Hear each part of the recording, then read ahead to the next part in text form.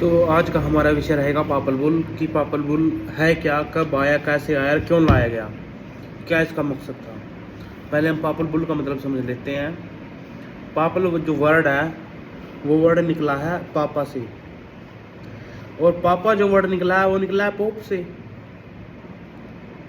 ठीक है, तो पापल को हम पोप द्वारा जारी भी बोल सकते हैं। पोप, पापा, पापल। ठीक है, और आज हम इसको चर्च में फादरी बोलते हैं। फादरी, वो जो चर्च का पादरी होता है, वो प्रीस्ट होता है, ये उससे ऊपर आता है पोप। और आगे बताऊंगा कि किस क्रम संख्या में ये किससे ऊपर आता है। तो दूसरा वर्ड है बुल, लैटिन वर्ड है ये, बुल्ला से निकला है। बुल्ला मतलब शीशे की मोहर। ठीक है, पापल बुल ये 500 से 1000 ईस्वी में जब चर्च के स्ट्रक्चर्स बन रहे थे, कम्प्लीटली तैयार नहीं थे, उस समय जो बुल्स की पापल बुल्स की संख्या थी वो बहुत कम थी, नामात्र थी। इतने पापल बुल्स तब जारी नहीं किए गए। जो हाई मिडल एज थी 1000 से 1500 ईस्वी, उस समय सबसे ज़्यादा पापल बुल जारी किए गए हैं। सबसे ज़्यादा संख्या है जो उस समय के पापल बुल की है। उस समय राजा, लड़ाइयाँ, धरती, कॉलोनीज काटना, डॉक्ट्रिन ऑफ डिस्कवरी, ये सब उस समय हुआ है 1000 से 1500 ईस्वी के बीच में, और बहुत ज़्यादा संख्या में हुआ है, सबसे ज़्यादा। तो बात अगला जो है मॉडर्न एरा, 1500 ईस्वी से आज तक बुल्स अभी भी जारी होते हैं। ये नहीं है भाई अभी भी पापल बुल जारी नहीं होते हैं, लेकिन अब उनको पॉलिटिकल पावर नहीं मिलती है। उनको पॉलिटिक्स में दखलंदाजी करने की अथॉरिटी नहीं है। वो जो पावल बुल्स अब भी जारी होते हैं वो मोस्टली रिलीजियस होते हैं, जो चर्च के अंदर काम करते हैं। चर्च के बाहर उनकी कोई पावर नहीं है उन पापल बुल्स की। पापल बुल यानी पोप द्वारा लिखित सबसे ताकतवर आदेश, वो उस आदेश की अवहेलना कोई नहीं कर सकता। जो पोप ने लिख दिया उस पापल बुल में, जो उसने आदेश कर दिया, वही सब कुछ है। हाई मिडल एजेस 1000 से 1500 ईस्वी में पोप ने लिख दिया कि कुछ भी लिख दिया, चाहे वो लोगों को पसंद आए या ना आए, वही धर्म था, वही कानून था और वही सत्ता थी। सब कुछ यही था पापल बुल। पापल बुल से ऊपर कुछ नहीं। जो पोप ने कह दिया अपनी जुबान से, बस पत्थर की लकीर है, वही होगा। और उसको जो ताकत मिलती थी पापल बुल को, वो मिलती कहाँ से थी? वो मिलती थी जनता के अशिक्षित रहने से। और जनता जब अशिक्षित होगी तो उसमें धर्म का डर फैलाया जा सकता है। और उस समय राजा को सिर्फ अपनी वैधता या लेजिटिमेसी से मतलब था, अपनी कुर्सी से मतलब था, उसको जनता से कोई मतलब था ही नहीं। और चर्च के पास कंट्रोल करने के लिए या पापल बुल को जारी करने के लिए क्या था? चर्च के पास नॉलेज थी, स्क्रिप्चर्स थे, मोरल अथॉरिटी थी। सबसे बड़ी बात है जो लैंग्वेज कंट्रोल था। जो लैंग्वेज को कंट्रोल करेगा उसी का तो राज चलेगा। और जब डर और विश्वास एक हो जाए तो कंट्रोल और गुलाम होना पक्का है, मानसिक गुलामी होनी पक्की है। अगर विश्वास अंधा ही हो गया, और अंधा विश्वास जो, अगर मेरे को मोदी का एग्जांपल देता हूँ, अगर मेरे को मोदी पर अंधा विश्वास हो गया कि ये जो करेगा सही करेगा, ये गलत कर ही नहीं सकता, तो मैं कैसे उसको गलत ठहरा सकता हूँ? मैं मानसिक तौर पर गुलाम हो चुका हूँ उसका। लेकिन पापल बुल की बात करते हैं। पापल बुल की मदद से पोप या पादरी राजा को कभी भी हटा सकता था, कभी भी नियुक्त कर सकता था, राज्य को, पूरी स्टेट को ही अधर्मी घोषित कर सकता था, युद्ध को भी पवित्र घोषित कर देता था, जमीन भी बांटता था कि कौन जमीन को कौन यूज़ करेगा या किसके अंडर आएगी, गुलामी को सही ठहराता था। जैसे प्रेमानंद ने भी एक बार गुलामी को बिल्कुल सही ठहराया। एक व्यक्ति ने उससे पूछा, नौजवान ने, कि मैं इतना पढ़ा लिखा हूँ, मुझे नौकरी नहीं मिल रही या जॉब नहीं मिल रही। तो प्रेमानंद ने उससे कहा कि ये तुम्हारे कर्मों और भाग्य की बात है।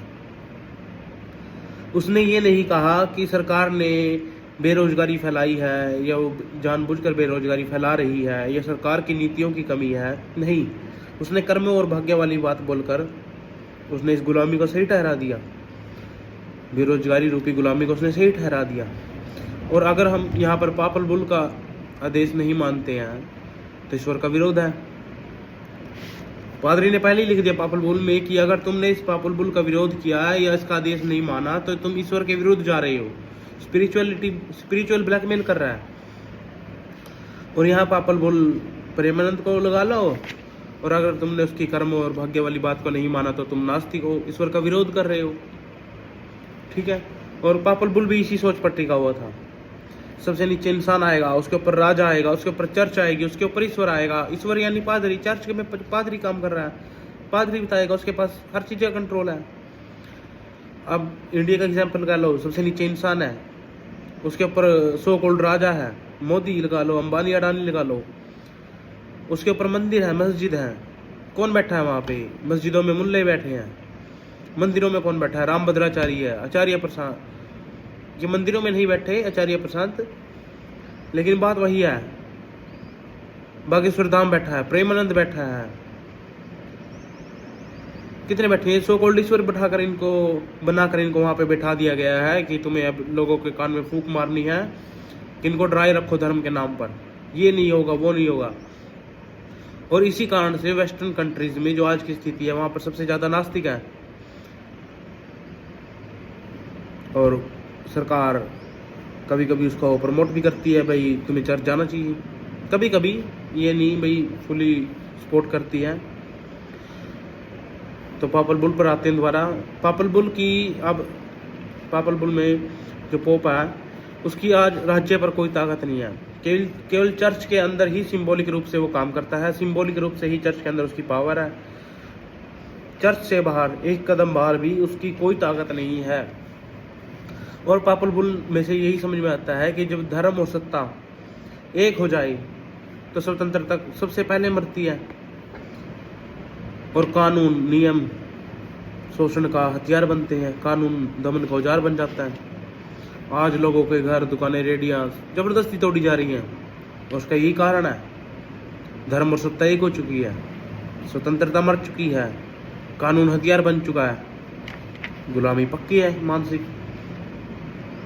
आस्था, डर और सत्ता, faith plus fear plus power is equal to papal bull, is equal to full control. Papal bull means full control, मानसिक गुलामी।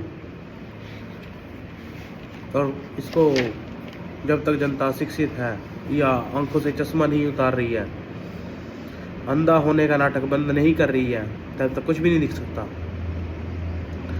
सबसे पहले पापल बुल है डिक्टेटर्स पापे 1075 में आया। सबसे पहला नहीं है, इससे पहले बहुत आए हैं, लेकिन जो इम्पोर्टेंट है मैं वो बता रहा हूँ, जो मेरे को महत्वपूर्ण लगा। डिक्टेटर्स पापे में जो पापल बुल जब आया उसमें पोप था ग्रिगोरी 7।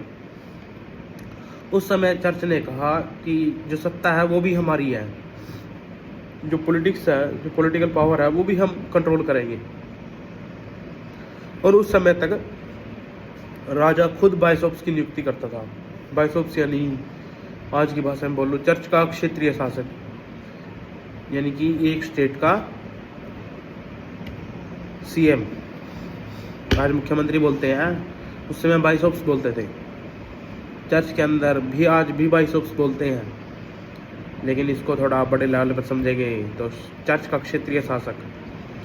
चर्च ने जो क्षेत्र, जो जगह साबित कर दी भाई ये चर्च के अंडर आएगी, उसका जो शासक होगा वो बाइशॉप होगा।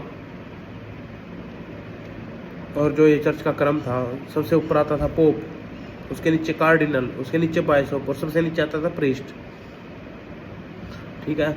और इस पापल बुल में लिखा गया है कि पोप राजा को कभी भी हटा सकता है, केवल पोप को ही यूनिवर्सल बीइंग कहा जा सकता है, यानी कि एक वो ही जो है कुदरत के नियमों के अनुसार चलता है या कुदरत को मानता है, एक जिंदा इकाई, सिर्फ उसी को बोला जा सकता है और किसी को नहीं बोला जा सकता। ठीक है। राजा पोप के अधीन रहेगा, चर्च किसी सांसारिक शक्ति के अधीन नहीं। और ये पहली बार लिखा गया कि राजा से ऊपर भी कोई है, और वो है चर्च, और चर्च में सबसे ऊपर है पोप। और यहीं से चर्च वर्सेस स्टेट कॉन्फ्लिक्ट शुरू हुआ, और डिक्टेटर्स पापे यानी कि पापल सुप्रीमेसी की घोषणा हो गई कि पापल बुल ही सबसे सुप्रीम है। उसके बाद 1302 में ऊनम सैंक्टम नामक पापल बुल की घोषणा हुई। इस पापल बुल के बाद ही जो चर्च का पतन था, ये जो चर्च अथॉरिटी का जो दमन था वो शुरू तेज हो गया। ऊनम सैंक्टम 1302 ईस्वी में जो पापल बुल आया उसमें पोप था बोनीफेस 8। सबसे कठोर सत्ता घोषणा उस समय हुई और उस बुल का अर्थ है, यानी कि ऊनम का अर्थ होता है एक, सैंक्टम का मतलब होता है पवित्र, यानी एक ही पवित्र चर्च। जो सच्चा चर्च है वो एक ही है और वो है रोमन कैथोलिक चर्च। यानी कि जो बाकी की बची हुई चर्च है वो क्या है, अपवित्र है, अधर्मी है, झूठी है। इस पापल बुल ने बोला, इसने बोला कि किसी भी मनुष्य का उद्धार है जो चर्च के बिना हो ही नहीं सकता, संभव ही नहीं है। स्पिरिचुअल ब्लैकमेल किया गया लोगों को और इसको टू स्वॉर्ड्स थ्योरी भी बोला गया। पहली जो इसकी तलवार है वो स्पिरिचुअल है, दूसरी टेम्पोरल है। पहली आध्यात्मिक है, दूसरी संसारिक है और दोनों ही चर्च के हाथ में थी। राजा को सिर्फ प्रबंधक बनाकर बैठा दिया गया। इसका मतलब कोई स्वतंत्र नहीं। जब राजा ही स्वतंत्र नहीं तो जनता कहाँ से स्वतंत्र होगी। सब कुछ चर्च के अधीन है और चर्च ने जब खुद को राज्य से ऊपर रख दिया, चर्च ने बोल दिया भाई चर्च से ऊपर कोई नहीं है, पोप से ऊपर कोई नहीं है, तो इस बात का जब फ्रांस के राजा फिलिप IV को पता चला तो उसने चर्च के ऊपर टैक्स लगा दिया। उसने कहा कि राजा सबसे ऊपर है।